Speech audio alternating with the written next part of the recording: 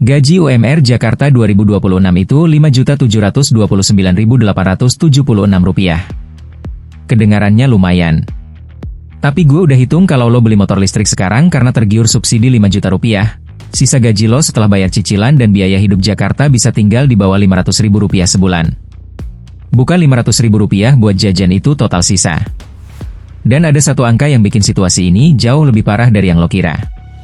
Subsidi motor listrik 2026 turun jadi 5 juta rupiah. Tahun 2024 masih 7 juta rupiah. Artinya lo kehilangan 2 juta rupiah begitu saja hanya karena telat beli 2 tahun. Kuota cuma 100.000 unit habis ya sudah.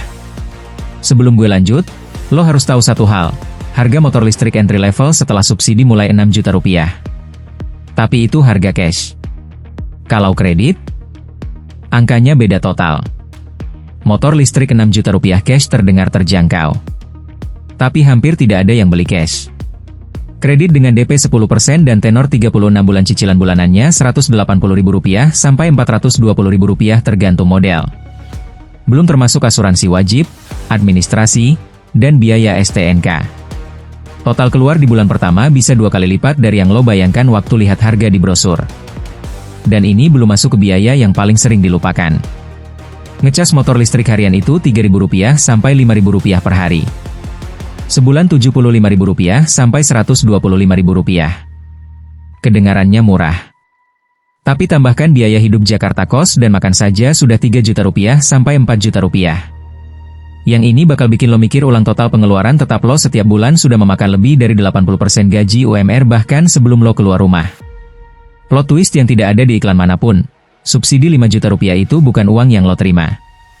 Itu potongan harga di atas kertas. Lo tetap harus bayar sisanya cash atau kredit.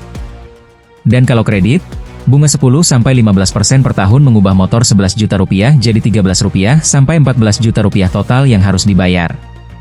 Subsidi Rp5 juta tadi sudah termakan bunga. Yang paling gila belum gue kasih tahu. Gue hitung simulasi paling realistis. Gaji UMR Rp5.729.876. Kos dan makan Rp3.500.000. Cicilan motor Rp300.000. Ngecas Rp100.000.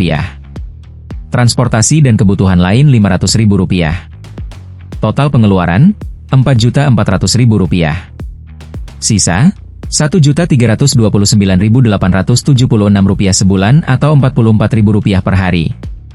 Untuk darurat, hiburan, kesehatan, dan tabungan sekaligus. Yang paling parah belum gue sebutin.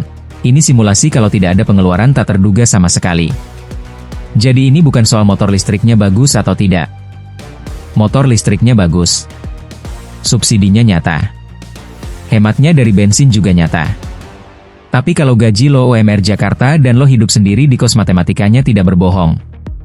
Ruang finansial lo terlalu tipis untuk menanggung satu cicilan baru, sekecil apapun itu. Satu fakta terakhir yang nutup semuanya, orang yang paling butuh motor listrik hemat adalah orang yang paling tidak punya ruang untuk beli sekarang. Kalau gaji lo di atas Rp8 juta dan pengeluaran terkontrol, motor listrik dengan subsidi ini masuk akal. Di bawah itu, hitung dulu sebelum tanda tangan. Sekarang gue mau tanya, berapa gaji lo sekarang dan lo rasa cukup tidak buat cicilan motor listrik? Jawab jujur di komentar, gue baca semua.